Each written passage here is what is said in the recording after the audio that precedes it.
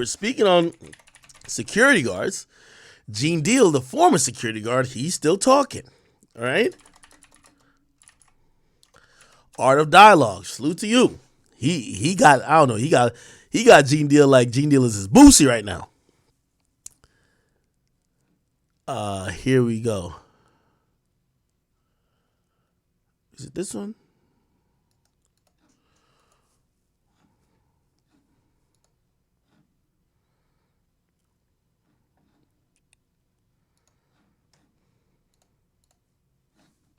I could hear it in the suite and the whole.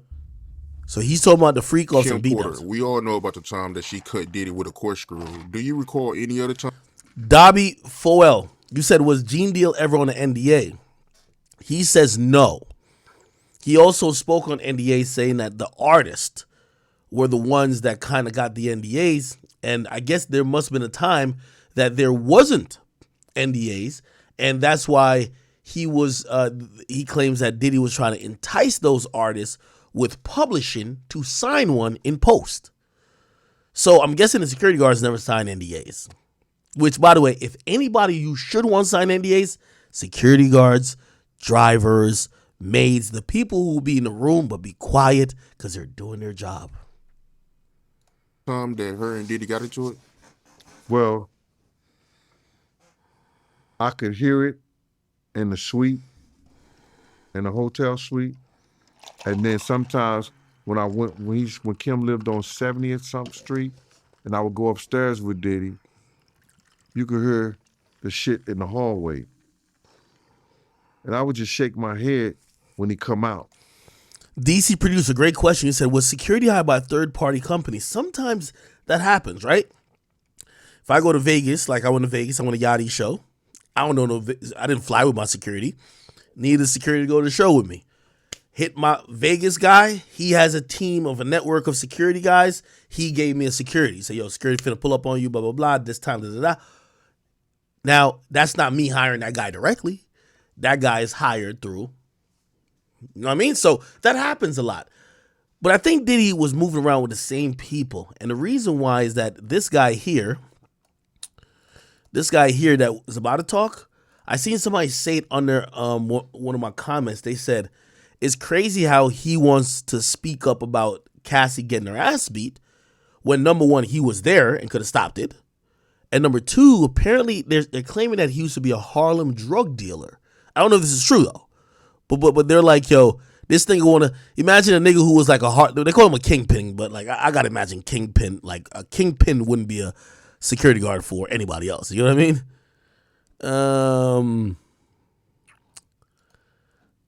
Let me see if I can find a comment. And somebody sent me some messages on it too.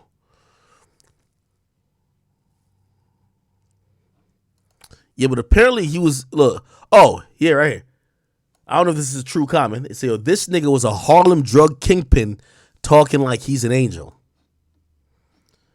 By the way, here's the thing, too.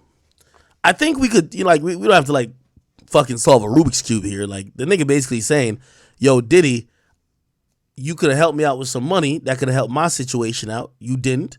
But I see you giving out money to other people. Well, Playboy, you ain't had no loyalty to me. I don't got to have no loyalty to you. I'm going to have to get it how I could get it.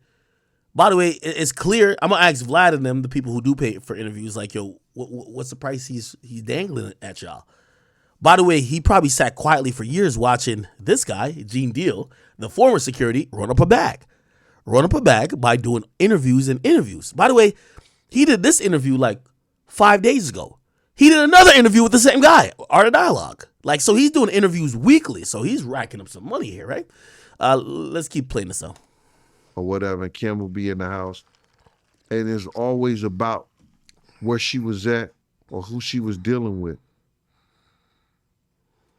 You know what I mean? So I'm not going to see you physically put your hands on nobody. I don't give a shit who you are. I'm not going to see you physically put your hands on her. You understand? That's not going to be me. First of all, I can't. The position I was in, you understand? Investigator for child abuse, worked for Elite Investigations, New York State parole officer. I'm mandated to do something. You understand? I'm mandated to do something. If she says, yo, his bodyguard was right there, but I'm still moonlighting. I'm moonlighting as his bodyguard. I'm working as his bodyguard, but I still have that other function as a state officer. I'm mandated to do something. And because the type of dude I am, I'm going to do something anyway. If you don't want me there, it's all right. It's all good. He could have fired me when I told him I'm going to whoop his ass when he said something to his mama like that. He could have fired me then. It didn't make no difference if he did or he did. At the time, I'm Gene. I'm Big Gene. He need me more than I need him. I had the 2 biggest cats, the 3 biggest people in New York City behind me. Chaz Williams, Slick, and K. Slay. Do you understand what I'm saying? All those guys representing me, I'm on their team. So he needed me more than I needed him. Because they're not going to do nothing to him. They're not going to push him because they know, oh, that's Chaz man with him. That's K. Slay man with him. That's Slick man with him. You understand? So now, I don't care nothing about what he say. If he wrong, he do something wrong around me, I'ma straighten his ass out. Especially if he do something wrong to a woman. I'm not doing that. That got on his knees one time when we was in the club, and I think Kamara ran out when he said some profanity to her. I think we was in Envy's. No, what was it, Envy's? No, we wasn't in Envy's. Was it Envy's or Eugene? We was at one club, and he had said some fly shit. I said, yo, that's Russell Simmons' wife. But if her security ain't gonna do a motherfucking thing, he just cursed her. Somebody say he told about K. That's a whole nother Slay? story at a whole nother time, bro. Crazy, man. So you could hear Diddy putting hands on Kim Porter. Well, see, he always do, like I told you, he be doing that. He'll start off, he'll have something on his mind, and he'll like that play fight with them. You understand? And he'll be hurting them when they to the point where they'll be like, yo, stop. You know what I'm saying? But you know, they got the room is locked. You don't hear none of that. And then, you know, Kim would walk out in her white robe, and you could see it in her face. But what are you gonna do? Right. I always wanted to ask you this, man. Do you know anything about these after parties that Diddy be having? Which after? Holy. The after party.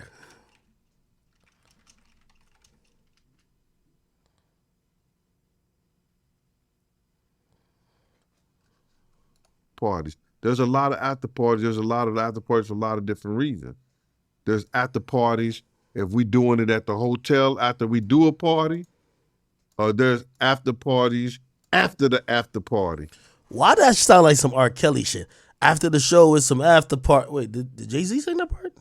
After the show is the after party and after the party is it's the hotel lobby and right. the party, nigga. I guess the one people talk about is the after party. Well, those will be when him and somebody that he needs something from or wants something from. And he'll get those girls and he'll line them up with him, and they'll all go in the same room. And about the end of the next morning, he done got what he need and got what he want. Because 9 times out of 10, he done put those people in a position, in an awkward situation, that they're gonna have to give him what he want. That's an interesting. So let me try to decipher what I'm trying to hear.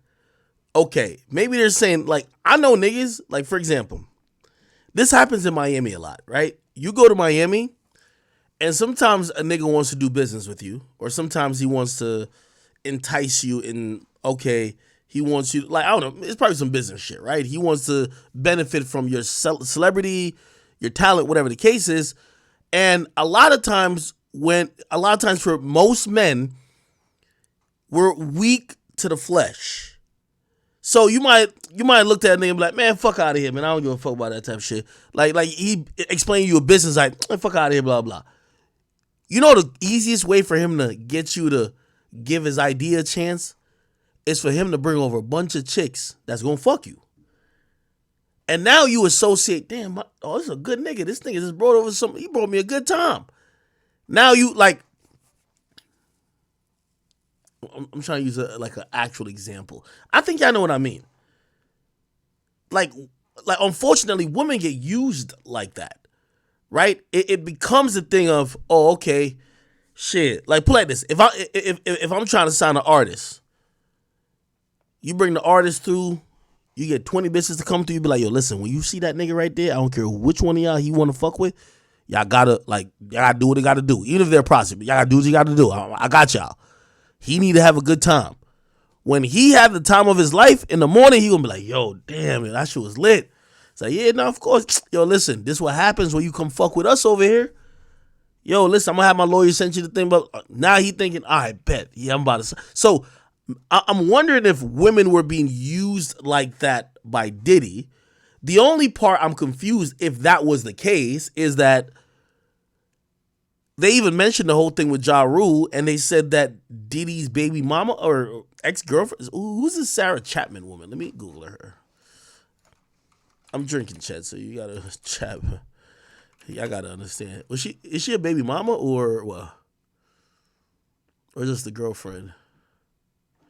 Sarah Diddy.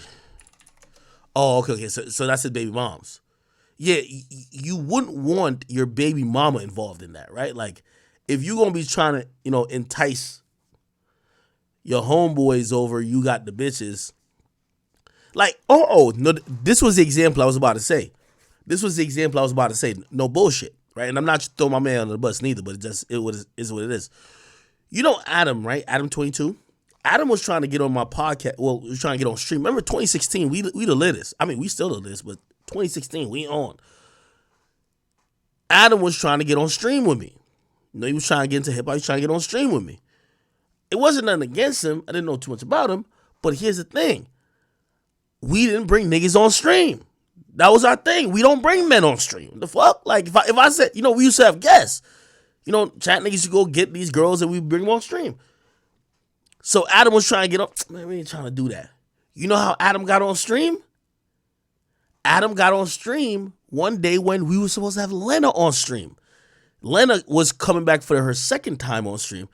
When we popped the stream on, Lena's sitting on Adam's lap. So think about that dynamic.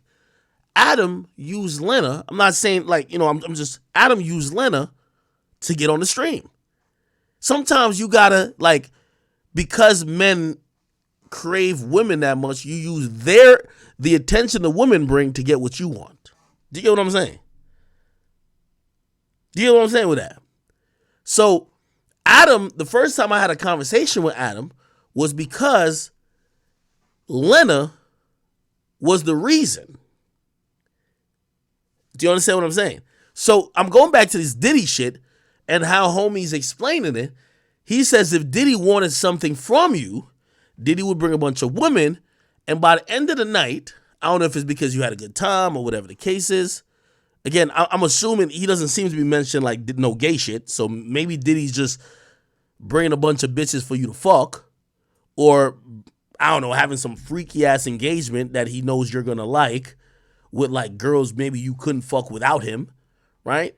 And now you're like, damn, Diddy's that guy. Oh shit, I gotta fuck with him type shit. You know what I mean? I don't know. I'm really just thinking off the cuff.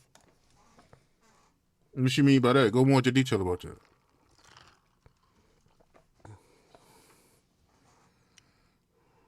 I don't want to go back to this, man, because it's difficult to go back to. But when he took D-Rock out, that was Big's man, pots and pans. And D-Rock understood. I made it clear to him. don't be nowhere where me and Puff is at while we in Cali. Y'all don't come nowhere. D-Rock shook my hand and said, bet that. I come to find out years later through a statement that Clark Kent made that D-Rock and Puff made plans to take Big to that party at the museum that Big lost his life. That came out, super producer, executive Clark Kent's mouth. I knew that to be true because Puff took D-Rock out and had a swinging thing with Sally Richardson and her girlfriend while we was in California. So when I'm talking about, that's what I mean. Put people in situations, do some things, and get what he wants. Because he had been trying to get Big out that whole time we was in Cali. And Big never showed up to nothing but the place to where he lost his life at. And the video shoots and the studio. So that's what I mean. Okay. My boys did another interview real quick, and I ain't gonna Gene Deal. This is almost like Gene Deal's channel, damn it. So Aaron Hall. The reason why Aaron Hall is so important is that Aaron Hall turned out to be like the freak boy out of like that R&B era in the 90s. And he had many stories about him, Diddy, other people like really doing some crazy shit, but he spoke on it on interviews. He used to be one of the guys who didn't give a fuck. He would just say it. Right? Like, you've never heard Diddy ever speak on some freak shit, like on some interview shit. Aaron Hall used to talk about it. He used to be like, yo, these niggas seen me fuck. They know I got a mole by my left nut. And they know, like, my body do the Harlem Shake when I bustin'. Like, he was saying all type of shit. Like, he was naming, which, by the way, if you ever go back to his interview with Vlad when he was talking about the people who watched him fuck, it was all the niggas who we all thought was suspect anyway. That's what made it even crazier. All the suspect niggas know how he fuck. Diddy. I ain't gonna name the others, but y'all know what it is. Y'all, you know some niggas would be like, oh, them niggas straight. All of them knew how he fucked, which now when you think about it, I'm like, maybe that was a freak off. Anyway. Gene Deal, happy to have you back on the platform, my guy. Man, did I ever go anywhere? I'm here. Let's go. Hey, man, I had to bring you back on the platform, man. 2 more victims came forward. So, hey, man, I had to bring you back on, man, to get your opinion. So I want to get right into it. One of the victims, she alleges that, Diddy and Aaron Hall back in 1991 took turns raping her. What you think about that? Well, I think because the New York state law has made rape just like murder, there's no statute of limitation. A lot of people going to be coming out the woodwork charging these guys who did things like she said that they did way back when. Now, Cassie has already proved that Puff is capable of doing what this girl said. Now, did he do her? Don't know that. Aaron Hall? Don't know him either, brother, but I know of him. He was a good friend of my family, K. Slay, but I learned from him some stuff about him from K, but I learned something from him directly by Gloria Velez herself. She told me that he was dealing with her when she was 16 years old. I think she made a statement to everybody else. But it was this particular time that... What? I learned something from him directly by Gloria Velez herself. She told me that he was dealing with her when she was 16 years old. I think she made a statement to everybody else. But it was this particular time that I was bodyguarding this individual, Scott Storch, and we was at Thanksgiving dinner. And he had Gloria Velez that he had gave her a Cartier watch as a gift. So I'm bodyguarding him, and first we was at Kanye West party. This is no bullshit, bro. We was at Kanye West party in North Hollywood. And one of my dudes who, you know, he's a Crip, he came over to me, he said, yo, Gene, my dudes is gonna come do something to your man. He's shining like that. I said, well, you know what that mean, dog? He said, well, Gene, I'm gonna get you 10 minutes to get him out of here. I said, bro, give me 5, and he out of here. So Gloria Velez was with us. So then she gonna say, you gonna let your bodyguard tell you what to do? I'm like, yo, Scott, I'm gone, I'm at the door. So Scott came with me, we went to the Charter House in Malibu from there. So we get to the Charter House. Yo, I swear. Yo, salute to Vlad and Art of Dialogue for this. Let me tell you, man, every security guard got so much information. Remember when we were talking about Tory security guard? Remember Tory security guard? From what I heard, there was so much nuances surrounding Tory's security guard possibly taking a stand. You have to remember, all of these niggas, you have millionaires playing gangsters. They have security guards, but they think they're the thugs. They plot murders and they plot robberies. You know who's listening to all this? Their security guard. So what usually happens is you never hear security guards do interviews. Remember when you heard that security guard? Remember that guy he was talking about young boy? Nobody's gonna hire him, right? Remember this bodyguard talks young boy. Remember this guy? Police is really public security. You don't hear these guys speak. When you speak, you testify, you have broken the code of why you're in this business. If you ever reason with these guys, they tell you the craziest things. They tell you like, yo, they watch some of these guys who you thought never was on some shit, shoot up fucking drugs in their veins, beat girls to a bloody pulp, get knocked out themselves, and they gotta knock the other nigga out and go beat up the nigga who had the camera and break their phone to make sure videos never got out. These security guards be knowing a lot. They don't do interviews. Also, these security guards be knowing niggas' real demeanor. When they with you, they could sense you feel uncomfortable. They could sense you when you with a security guard, a real good one. They watching your vibes, they watching the crowd. They watching your vibes, they watching the crowd. Somebody come up, they might look at you. That happened with me a lot. Look at me like, yo, you want to take a picture? You want to take a picture right now? You gonna ask me? I'm like, yo, nah, I'm cool to take a picture. He watching the dude, he watching me. All right, cool. I take a picture. The dude put his hand around me because he trying to whisper something like, yo, I'm so-and-so. I'm from blah, blah. I'm up next. He looking at me the whole time. If he feel any type of discomfort on my, this is how security move. I'm giving you the real about it. If he's look at me, remember, I told him I'm down to take a picture. So, all right, cool. But he's still right next to me. Nigga taking a picture with me. All right, cool. Pose it up. Cool. Flick it up. Then the dude put a hand around me. He whispered in my ear. We in a club.